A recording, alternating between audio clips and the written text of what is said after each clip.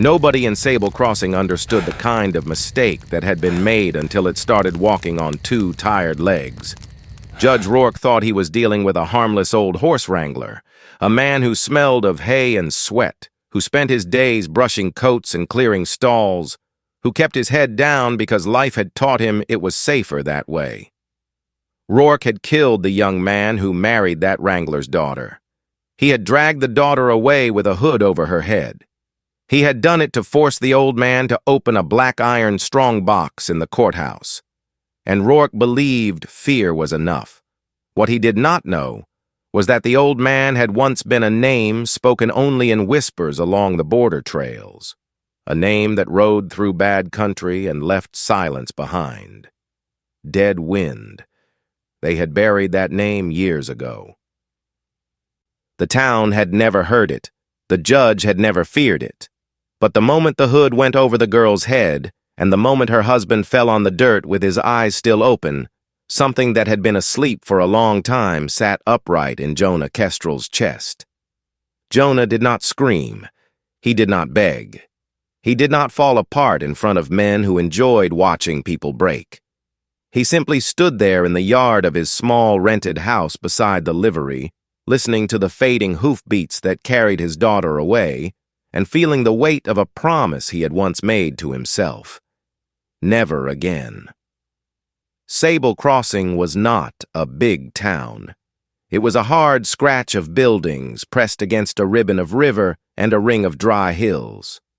A single main street ran like a scar between a saloon and a general store. Past a church whose bell had cracked years ago, up to the courthouse that sat higher than everything else, as if the law needed to look down on the people it owned. Most towns in the West were run by guns.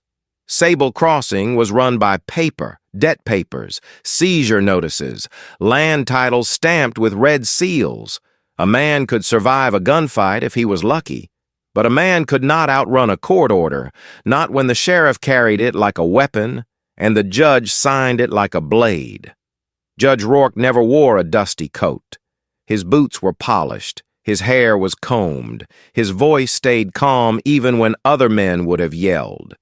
He did not have to shout because everyone in town already knew what he could do. He could take your land with a signature, he could take your livestock with a nod, he could take your freedom with one quiet sentence. And if the papers did not work, he had men. They called them collectors, but everybody knew what they were. Riders in dark coats who came at night and knocked on doors with smiles that did not reach their eyes. They said the judge wanted his due. They said the law required it. They said it would be easier to cooperate. If you refused, the barn burned. If you argued, your sons got jumped behind the saloon. If you begged, they laughed and wrote down another number. Even the sheriff looked like he belonged to Rourke, because he did. His badge shone, but his hands were stained. Jonah Kestrel stayed out of their way. For years, Jonah worked the livery beside the stage stop. He fed horses. He shod them. He kept them calm when thunder rolled over the hills. People in town saw him every day and still did not know him. He was the kind of man your eyes slid past, shoulders slightly rounded, hat pulled low, a face weathered by sun and dust and too many seasons. He was 62 years old, but his hands were steady, not from youth, from habit. The habit of never letting your hands betray what you were thinking. When he spoke, it was usually to animals, not people. Not because he was foolish, because words had once cost him everything, and he had spent a long time learning how to live without giving any away. His daughter Lila was the opposite. Lila had her mother's eyes, bright and stubborn and alive. She had grown up around horses and men who acted tough, and she learned early that the loudest people were often the weakest. She moved through the world with quiet confidence and a blade of humor that could cut a man down without ever raising her voice. Jonah loved her the way a man loves the last good thing he has left. He did not smother her. He did not preach. He watched over her like a hawk watches a field, Always present, never obvious. When Lila married Evan Reed, Jonah did not smile much at the wedding. Not because he disapproved, because Jonah had learned not to celebrate too loudly. Fate listened for that. Evan was a carpenter, a wheelwright, a fixer of things. He could take a warped plank and make it straight. He could take a broken door and make it swing true again. People respected him because he worked hard and did not cheat. In a town like Sable Crossing, that kind of honesty was rare and dangerous. Evan loved Lila in a way that made Jonah's chest tighten, not with jealousy, with relief. Jonah had always feared that his daughter would end up with a man who treated her like a prize. Evan treated her like a partner. They built a small addition onto Jonah's rented house, just 2 rooms, so the family could stay close. They talked about having children someday. They talked about saving enough to buy land beyond the judge's reach. That was what got Rourke's attention, because land beyond the judge's reach was a threat to the judge's power. It started with a notice, a piece of paper delivered by a man who did not blink. Unauthorized construction on property under lien. Evan read it twice, then walked into the livery yard with the paper in his fist and his jaw set. Jonah was currying a bay gelding, moving the brush with long, patient strokes. He looked up once, saw the paper, and said nothing. Evan spoke first. "This is wrong. The lien is not on this part of the property. I checked the boundary record." Jonah kept brushing. "Rourke does not care about boundaries. He cares about control." Evan frowned Ark's men. 4 riders came just after dark, when the wind had shifted and the air smelled of rain that would never come. They rode into the yard like they owned it, hooves snapping against hard ground, and stopped close enough that the horse's breath steamed in the lanternlight. Jonah stepped out of the stall, wiping his hands on a rag. Evan came out of the house behind him, a small hammer still tucked into his belt because he had been fixing a hinge. Lila appeared in the doorway, her hair loose, her eyes sharp. The lead rider held a folded paper. He did not announce himself. He did not need to.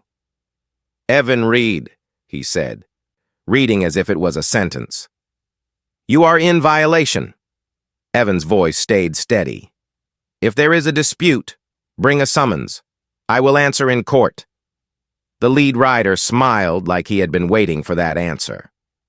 "The judge does not want court. The judge wants obedience." Evan took 1 step forward. Jonah reached out without looking and touched Evan's arm, not to stop him, just to remind him Jonah was there.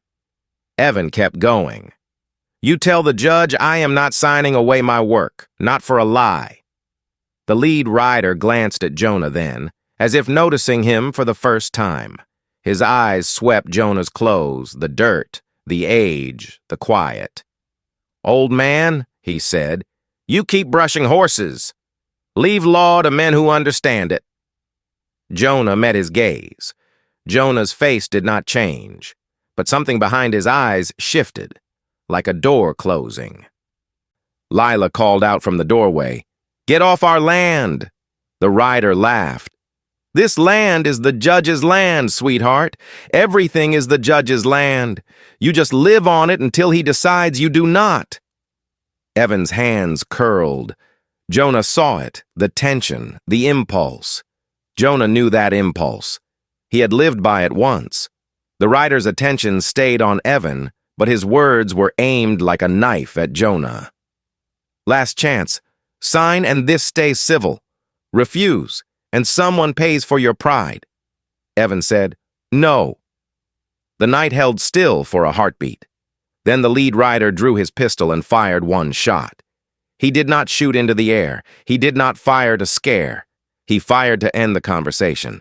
Evan jerked as if yanked by an invisible rope and fell backward onto the dirt. The hammer slipped from his belt and landed with a soft thud. His eyes went wide, not with surprise, but with the sudden understanding of what kind of town this truly was. Lila screamed and ran toward him. Jonah moved faster than anyone expected. He caught Lila by the shoulders, pulled her back, and held her upright because if she went down now, she would not get back up. The riders did not wait. Two of them leapt down, grabbed Lila, and dragged her away from Jonah's grip. She fought, kicking and clawing, but they were strong men, and she was one woman in a thin nightdress. Jonah took one step forward. The lead rider swung his pistol toward Jonah's face. "Do not!" Jonah stopped because he saw the muzzle, and because he heard Evan's breathing already thinning on the ground. Jonah's mind moved in two directions at once. One direction was pure rage. The other was pure calculation. If he moved wrong, they would shoot Lila. If he moved right, he could not do it here. Not now. A sack went over Lila's head. A rope bound her wrists. She was lifted onto a horse like a bundle. Lila's muffled voice tore through the sack. "Father. Father." Jonah swallowed. His throat burned. He did not answer because he could not trust his voice. The lead rider leaned down from his saddle. "Judge Rourke says this is business. He says you will come to the courthouse tomorrow. He says you will open his strongbox. If you do, the girl lives." Jonah stared at him. The rider's smile sharpened. "And if you do not, she disappears the way your boy just did." He nodded at Evan's body as if it was trash. Then the riders turned and left, their horses pulling Lila away into the dark. Jonah dropped to his knees beside Evan. Evan's eyes were fixed on Jonah, trying to focus. Blood darkened his shirt, but Jonah did not look at that. Jonah looked at Evan's face, at the effort it took to breathe. Evan whispered, barely sound. "Lila?" Jonah leaned close. "I know." Evan's lips moved again. "Do not let them." Jonah's jaw clenched so hard it hurt. "I will not." Evan tried to smile like he was ashamed for falling. The smile did not finish. His eyes clouded, and his breath stopped. The yard went quiet, except for Lila's voice fading in the distance. Jonah stayed there for a long time. He did not rock. He did not howl. He did not collapse. He simply held Evan's coldening hand and listened to the world continue as if nothing had changed. When he finally stood, his knees creaked, his back ached, his hands were still steady. He buried Evan before dawn. He did it alone. The ground was hard, and each shovel strike sounded like a drumbeat in the empty yard. Jonah's palms blistered. He did not stop. He built a simple marker from scrap wood. He carved Evan's name with a pocket knife, the letters rough but true. Lila was not there to see it. That was a wound Jonah could not set down.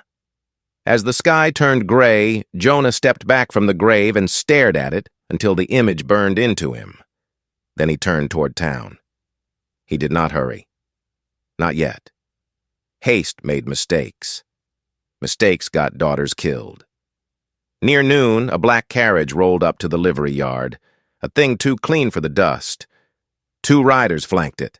Another 4 followed behind. The horses were well fed, their coats shining. The carriage door opened, and Judge Rourke stepped down. Up close, Rourke looked older than Jonah expected, but not weaker. His face was lined in the way a man's face lines when he has spent his life watching others suffer without flinching. His eyes were pale and flat.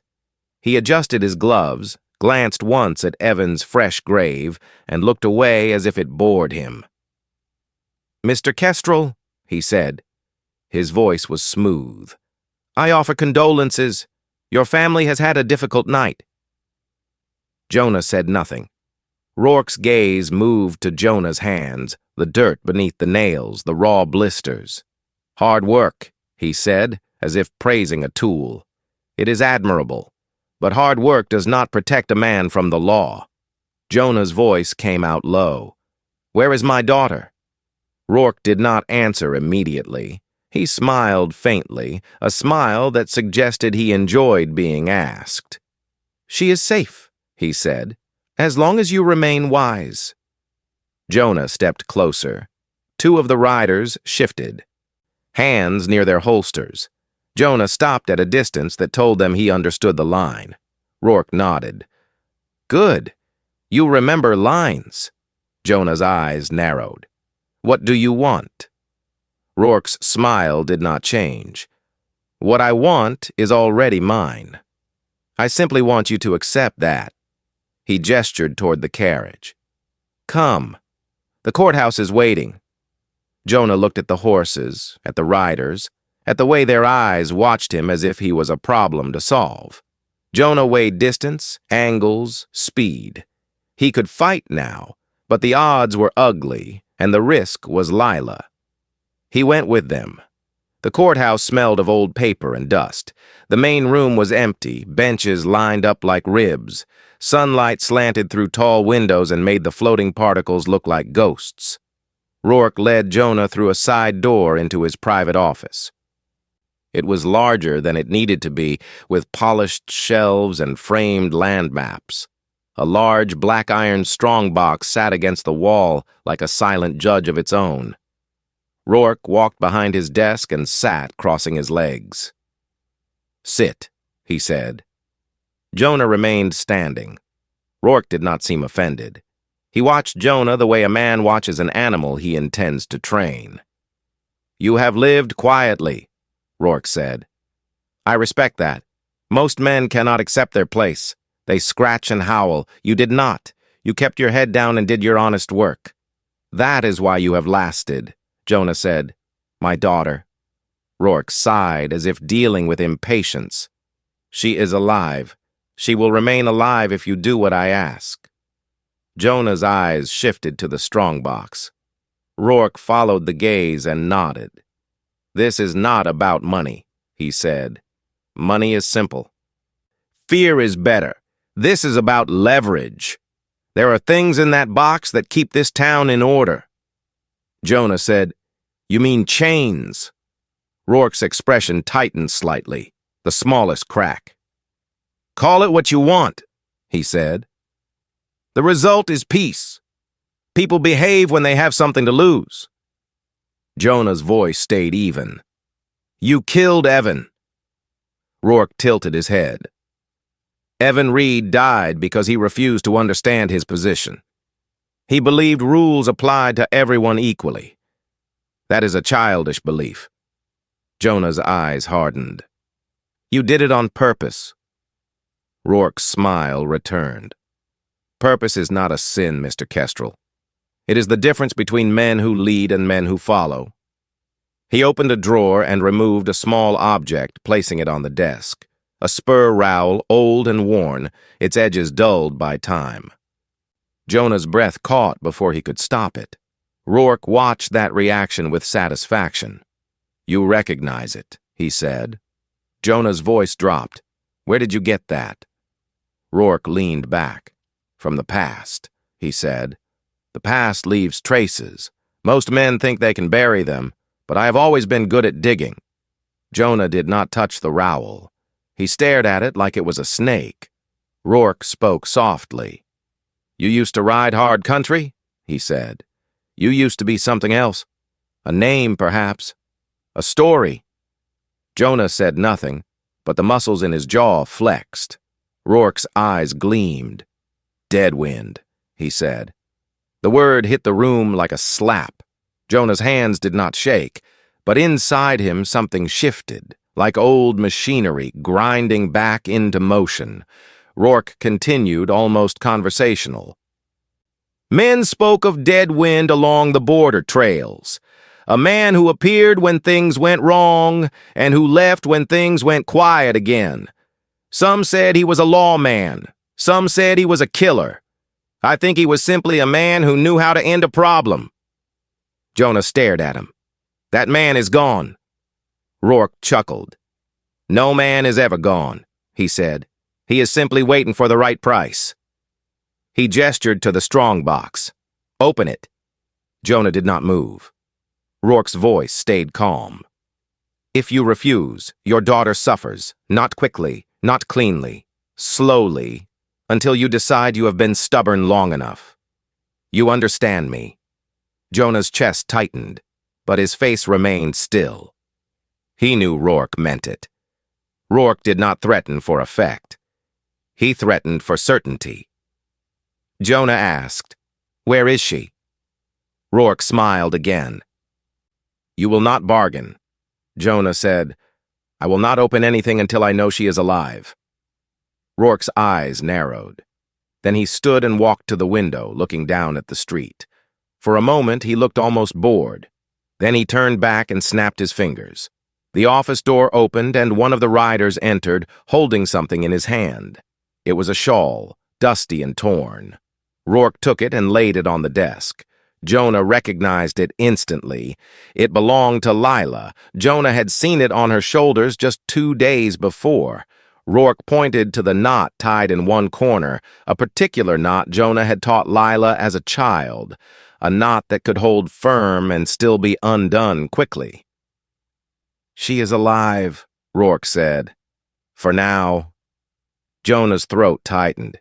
He forced his voice steady. "Let me hear her." Rourke shook his head. "You are not in charge of the pace. You open the box, then you get your proof." Jonah stepped toward the strongbox. The riders behind him shifted, relieved. They believed the old man had broken. They believed the threat had worked. Rourke leaned on the edge of his desk and watched Jonah with lazy confidence. Jonah placed his hands on the strongbox. The iron was cool. The lock was complex, an older mechanism. Jonah's fingers traced it gently, not like a man opening a treasure, but like a man reading a map. He listened, not to voices, not to orders, to the small sounds inside the metal, the click of pins, the faint scrape of parts. Rourke checked his pocket watch. "Do not take all day," he said. Jonah said, "If you want fast, shoot me. Then you will never open it." Rourke's gaze sharpened, annoyed by the truth in those words. He gestured to the riders. They stepped back half a pace. That half pace was everything.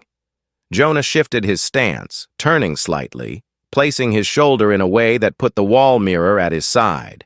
The mirror reflected the riders behind him. Jonah could see them without turning his head. His left hand reached to the shelf beside the strongbox, touching a paperweight, a simple brass thing shaped like a horse. A pointless decoration. Jonah slid it slightly, letting it fall off the shelf. It hit the floor with a clang. One rider flinched and stepped forward, instinctively looking down.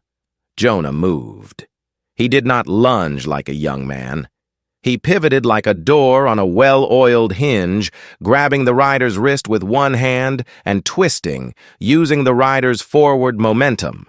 The pistol in the rider's hand turned, and Jonah drove the barrel into the rider's own ribs, not firing, just placing it.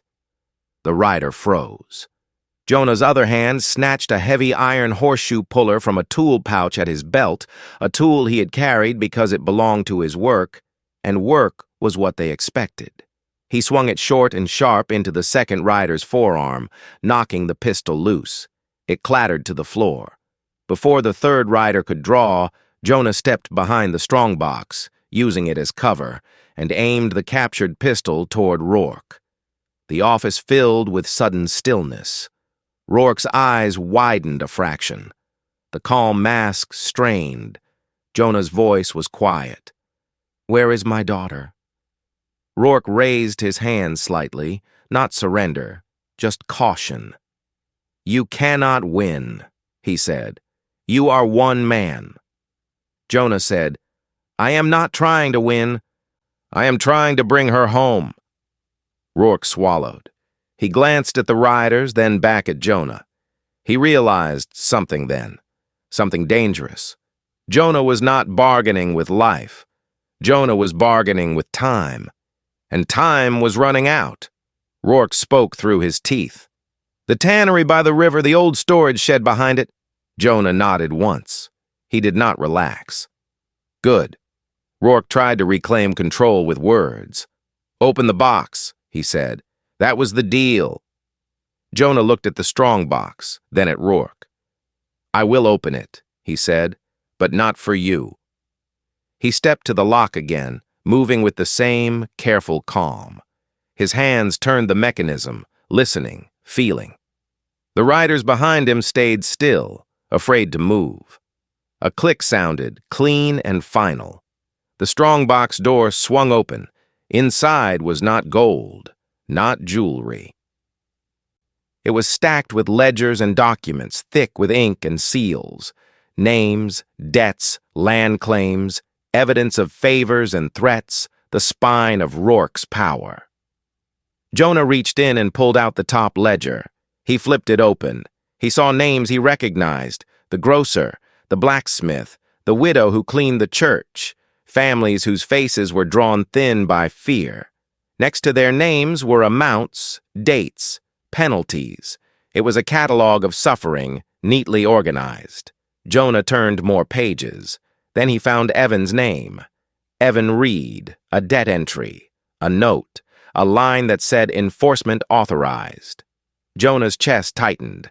The anger rose like heat, but Jonah held it down, because anger alone was sloppy. Jonah did not need sloppy. Jonah needed sure. He looked at Rourke. "You planned it," Jonah said. "You used him." Rourke's expression hardened. "He was in my way," he said, "and he was your weakness. Weakness must be removed." Jonah closed the ledger gently. Then he did something no one expected. He pulled out a lantern from the shelf and poured oil across the documents inside the strongbox. He moved slowly, deliberately, giving Rourke time to understand. Rourke's eyes widened. "Do not," he said. "You do not understand what you are doing." Jonah struck a match. The flame caught the oil, and the papers ignited with a sudden hungry sound. Ink blackened, pages curled, the ledgers turning to ash. Rourke lunged forward, but Jonah aimed the pistol without firing. The threat was enough. "This town runs on those papers," Rourke hissed. "Without them, there will be chaos." Jonah's voice did not rise. "This town runs on fear," he said. "Without it, there will be people." Rourke trembled with rage. "You will not leave this building," he said. Jonah stared at him. "I am leaving," he said. "And if you want to stop me, you can try. But you will not see your own tomorrow." For the first time, Rourke hesitated. Not because he believed Jonah was a myth, but because he saw the truth in Jonah's eyes. Jonah did not threaten to win. Jonah threatened to finish. Jonah backed toward the door, keeping the pistol steady, the burning strongbox behind him throwing flickering light across the office. He stepped into the hallway and moved through the courthouse with the calm of a man walking out of his own home. A few clerks stared, frozen. A deputy reached for his gun, then stopped when he saw Jonah's gaze. Outside, on the steps, townspeople had gathered. The smell of smoke drew them like moths. They saw flames licking from a courthouse window. They saw Jonah walk down the steps with ash drifting behind him like dark snow. Someone whispered, "What happened?" Jonah did not shout. He did not preach. He simply said, "Your debts are burning." The whispering spread like wind. Behind Jonah, inside the courthouse, Rourke's voice rose in furious orders. Men ran. But no one stopped Jonah. Jonah crossed the street and headed for the livery. He did not look back, because he had only one true purpose now. Lila. In the livery, Jonah moved like a man with a plan carved into bone. He grabbed his old rifle from a hidden place in the rafters, wrapped in oilcloth. He checked it with quick practiced motions. He took a coil of rope, a canteen, and a small pouch of tools. Nothing more. He saddled Ash, his old gray horse, the one that had carried him through years of ordinary work. Ash flicked an ear as if he understood the change in Jonah's scent. Jonah swung into the saddle and rode out of town, keeping to the river line, avoiding the main road. He did not ride hard. Hard riding exhausted a horse and advertised fear. Jonah rode steady. The tannery sat by the river like a dead thing. The water there ran darker, stained by old work and old neglect. The buildings were half collapsed, roofs caved in, boards warped by weather. Jonah dismounted a good distance away and led Ash through brush and tall grass. He approached on foot, quiet, moving with the patience of a man who had spent years learning the value of silence. 2 guards stood outside the storage shed behind the tannery. One smoked, one leaned against the wall, bored. They did not expect trouble. They believed the judge owned the world. Jonah lifted a small stone and tossed it toward the far side of the shed. It struck wood with a sharp knock. Both guards turned their heads. Jonah stepped out of the grass, closing distance in a few fast strides.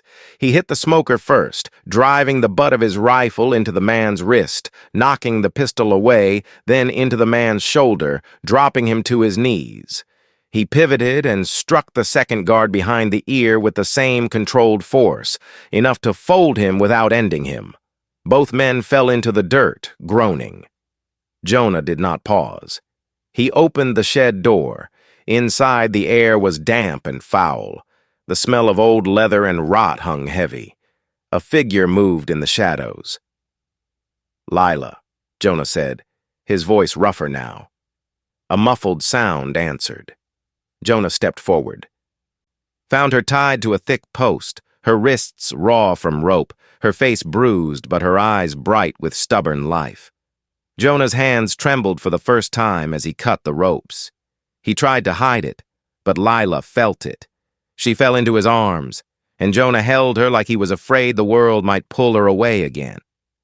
"Father," she whispered. "Evan." Jonah closed his eyes. "I know," he said. Lila's voice shook. "They killed him in front of me.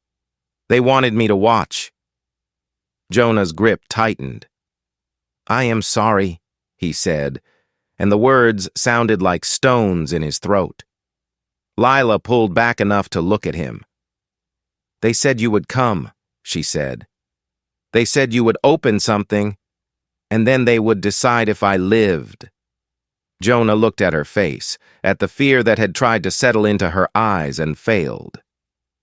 "You are going home," he said. Lila wiped at her cheek. "They will follow." Jonah nodded. "I know." He guided her out of the shed. Outside, the 2 guards were still down, struggling to rise. Jonah took their pistols and tossed them into the river. He did not kill them. He did not need to. He needed time. He lifted Lila onto Ash. "Ride back toward town, but do not enter it," he said. "Go to the ravine behind the livery. Hide there until you see me." Lila stared at him. "You are not coming with me." Jonah's face stayed calm. "Not yet." Lila swallowed. "Father, do not do this alone." Jonah touched her boot lightly, a quiet sign of tenderness. "I am not doing it alone," he said. "I am doing it for Evan. I am doing it for you. That is enough company." Lila's eyes filled again, but she nodded. She turned Ash and rode away, staying low, keeping to cover. Jonah watched her until she disappeared into the brush. Then Jonah turned back toward Sable Crossing. The sun was sinking when he reached the outskirts. The sky bled orange over the hills. Jonah could feel the town tense, like an animal sensing a storm.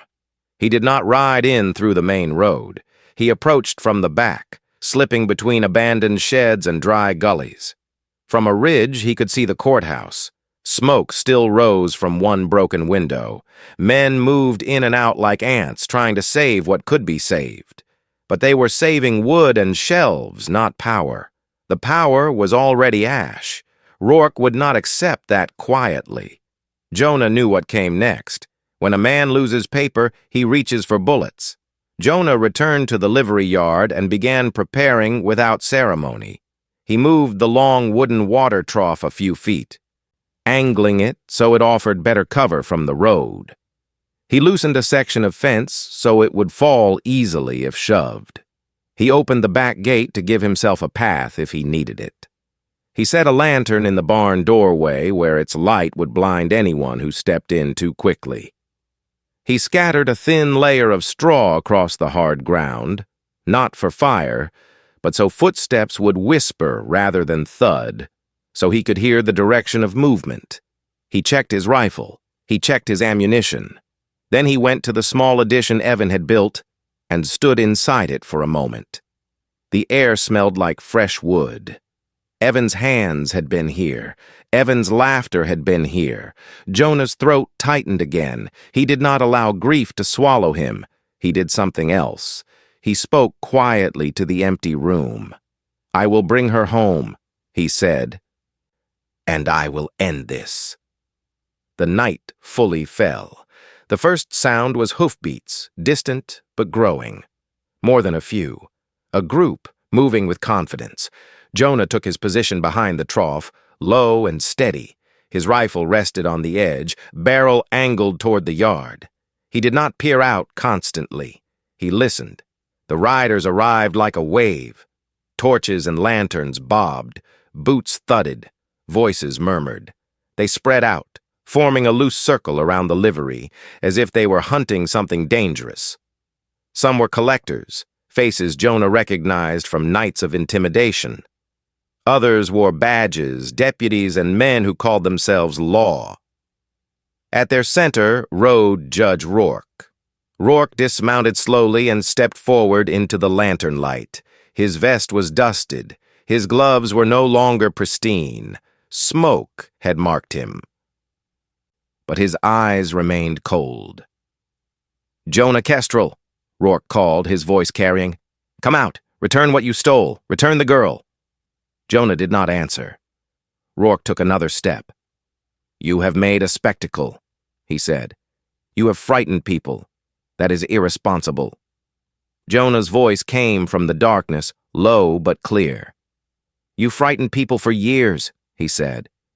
Rourke's mouth tightened. "This is not about them," he said. "This is about you.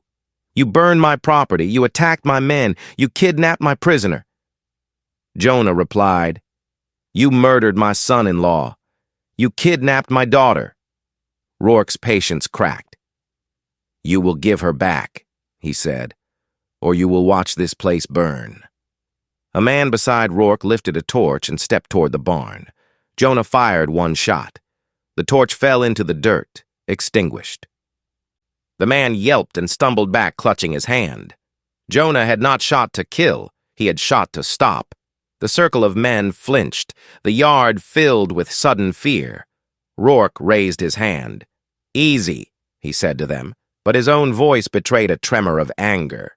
He looked toward the trough, trying to locate Jonah. "You are good," he said, almost admiring, "but you are old. You cannot hold against all of us." Jonah said, "I do not have to hold forever. I only have to hold long enough." Rourke sneered. "For what?" Jonah answered, "For the town to see what you truly are." A murmur spread among the men. Some shifted uneasily. The courthouse fire, the whispered news of burning debts, had already shaken them. They had followed Rourke because paper made them feel safe. Without paper, they were simply men with guns. And guns did not feel as safe when they pointed at someone who did not fear them. Rourke sensed that shift. His eyes flashed. He needed to regain dominance. He stepped forward and raised his voice. "Evan Reed died because he resisted the law," he declared. "The girl was taken because she is evidence in a crime. Jonah Kestrel is a criminal. He has attacked officers of the court." Jonah's voice cut through. "Evan Reed died because he would not bow," Jonah said. "He died because you wanted to break me." Silence fell. Rourke's face tightened. "Yes," he said suddenly with a harsh honesty. I wanted to break you, because you were hiding something. You thought you could live quietly and pretend the past did not exist. You thought you could build a family and forget what you are. He took another step, eyes scanning the darkness. Deadwind, he said, louder now, letting the name roll like a threat. You cannot hide from me. The men around him stirred at the name. Some looked confused. Some looked unsettled. A few of the older ones went still, as if hearing a ghost. Jonah's voice came soft. Do not use that name. Rourke laughed, bitter. Why? He said. Does it shame you, or does it tempt you? Jonah did not answer. Rourke's voice sharpened. You want revenge for your son-in-law, he called. You want your daughter safe. Then kneel. Crawl out and kneel, and I will be merciful. I will send the girl away. I will let you live out your last years brushing horses. Jonah's reply was calm. You do not get to offer mercy, he said. You have never understood what mercy is. A deputy stepped forward, trying to be brave. Judge, let me go in, he said. I will pull him out. Rourke waved him on, eager to prove control. Go, he said. The deputy moved toward the barn, lantern held high. Jonah waited until the man crossed the yard and stepped into the doorway. The lantern light flared against the interior walls, blinding the deputy for a split second. That was all Jonah needed. Jonah rose from behind the trough and moved to the side, keeping low. He fired once, hitting the lantern. Glass shattered, flame died, the yard plunged into deeper darkness. The deputy shouted, startled, and stumbled. Jonah closed in and struck the deputy with the rifle stock, dropping him without a lethal blow. Jonah dragged him back into the shadow and left him there. The circle of men shouted, some firing wildly into the darkness. Jonah did not return fire immediately. He listened. He tracked the muzzle flashes, the breathing, the panic. He fired once, and a gun flew from a hand. He fired again, and a second man yelped and fell back. Each shot was a sentence. Each shot said, You are not hunting an old man. You are stepping into a place where someone is already waiting. Rourke roared, Set it on fire! 2 men ran with torches toward the haystack. Jonah shifted position behind the trough and fired, hitting the torch head. It spun away, landing in damp dirt. It hissed and died. The men froze. Rourke's face contorted. Cowards, he hissed at them. One of the collectors swallowed and said, Judge, this is not worth it. Rourke snapped his head. Not worth it, he repeated, incredulous. He burned my ledgers. He humiliated the court. If I let him live, this town will never obey again. Jonah spoke from the darkness. They should not obey you, he said. They should obey what is right. Rourke barked a harsh laugh. Right is what I decide, he said. That is the point. Then Rourke made his fatal mistake. He stepped forward too far from his men, wanting to prove he was not afraid. He raised his pistol and fired toward the trough. The shot struck wood, splintering it. Jonah did not move. Rourke fired again. Jonah waited until the moment Rourke had to recover from recoil, until the judge's arm was extended and his focus narrowed. Then Jonah stood up, fully visible for the first time, his face lit faintly by distant lantern glow. The men gasped, not because Jonah looked frightening, because Jonah looked ordinary. A worn face, gray hair, quiet eyes.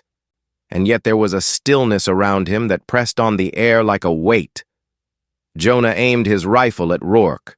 Rourke froze. For a heartbeat, nobody moved. The town itself seemed to hold its breath. Rourke's voice came out tight. You will kill me, he said, as if making an accusation. Jonah's voice was low. You killed Evan, he said. You took Lila. Rourke's eyes flickered with something like fear, then rage covered it. He was nothing, Rourke snapped. A carpenter, a fool with ideals. He was in my way. I removed him. Jonah's expression did not change, but inside him the last thread holding back the storm snapped clean. Jonah did not shoot immediately. He looked past Rourke, toward the men behind him, toward the faces that had followed fear for years.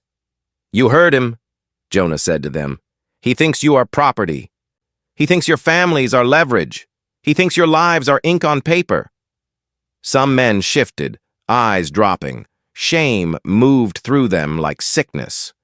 Rourke shouted, "Do not listen. He is a criminal. He is a killer." Jonah said, "I was a killer when I had to be. Tonight I am a father." Rourke lifted his pistol again, desperate now, trying to reclaim the moment. Jonah fired one shot. The pistol flew from Rourke's hand and landed in the dirt. Rourke stared at his empty hand, stunned. Jonah stepped forward, rifle still raised. "Get down," Jonah said. Rourke's pride fought him. He stood rigid, jaw clenched. Jonah's voice hardened. "Get down!" Rourke lowered himself slowly, knees bending, the dignity draining out of him with every inch. The circle of men watched their judge kneel in the dirt.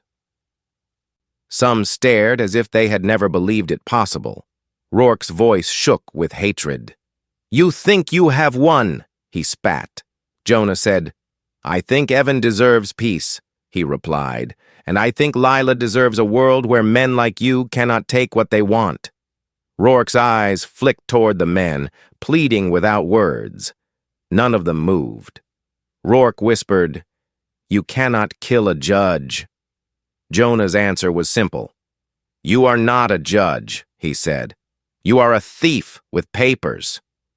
Rourke's lips curled. "Then do it," he hissed. "Do it, and become what you pretend you are not." Jonah's gaze stayed steady. He was silent for a long time. Then Jonah lowered the rifle slightly. Rourke's eyes widened, hope sparking. Jonah spoke, quiet. "I will not do it for revenge alone," he said. "I will do it so it ends." Rourke's hope turned to fury. He tried to lunge. Jonah fired once more. The shot was controlled.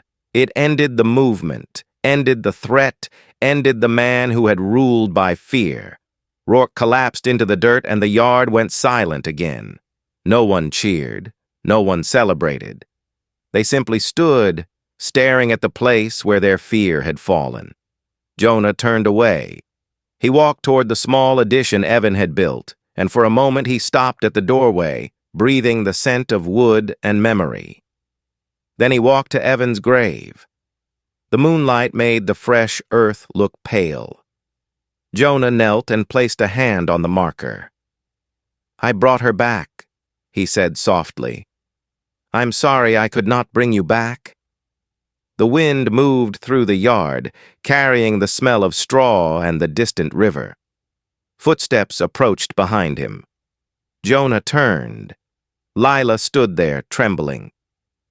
Her eyes red, but she was standing. She had come out of the ravine when she heard the last shots, when she felt the world shift. She walked to the grave and knelt beside Jonah. For a while, neither of them spoke. At last, Lila whispered, "He told me to tell you not to bow." Jonah's throat tightened. He nodded once. "I did not," he said. Lila looked up at him. "What happens now?" Jonah looked toward town, where lights still burned and people still whispered, trying to understand a world without Rourke's shadow. He said, "Now they choose." Lila frowned. "Choose what?" Jonah stood slowly, his joints aching, his spirit steady. "They choose if they will keep living on their knees," he said, "or if they will stand." Lila swallowed. "And what about you?" Jonah stared into the distance, toward the road that led out of town and into the wide open country. He could stay. He could become a symbol. People would beg him to keep them safe. They would want Deadwind to remain, to guard them. Jonah had learned something long ago. Legends were cages, too. He said, "I will take you somewhere Rourke never touched," he told her. "Somewhere your children can grow without learning the sound of chains." Lila's eyes filled again, but she nodded. Before dawn, Jonah saddled Ash and loaded what little they needed. Lila brought a small bundle of clothes and a keepsake of Evan's, a strip of wood he had carved smooth for her hand. Jonah walked to the courthouse one last time. The building stood blackened at one window, wounded but still upright. Men in the street watched him cautiously. Jonah reached into his pocket and pulled out something small, a broken spur rowel, the one he had found, the one that had become a thorn in his palm. He placed it on the courthouse steps, not as a threat, as a reminder. Then he turned and walked away. As Jonah and Lila rode out of Sable Crossing, the sun rose over the hills and painted the dust gold. Behind them, the town stood quiet, like a man waking after a long sickness. People would tell the story later. They would say Judge Rourke killed a son-in-law and kidnapped a daughter, thinking he was punishing a nobody. They would say he never realized he had just awakened Deadwind. But Jonah Kestrel would not think of himself as a legend. He would think of Evan's laughter in the yard. He would think of Lila's voice calling for him through a sack. He would think of the strongbox burning, papers curling into ash like the end of a curse, and he would carry one question with him into the open country, a question heavier than any rifle. If another man like Rourke rose somewhere down the road, would the people there wait for a legend again? Or would they finally learn to stand on their own?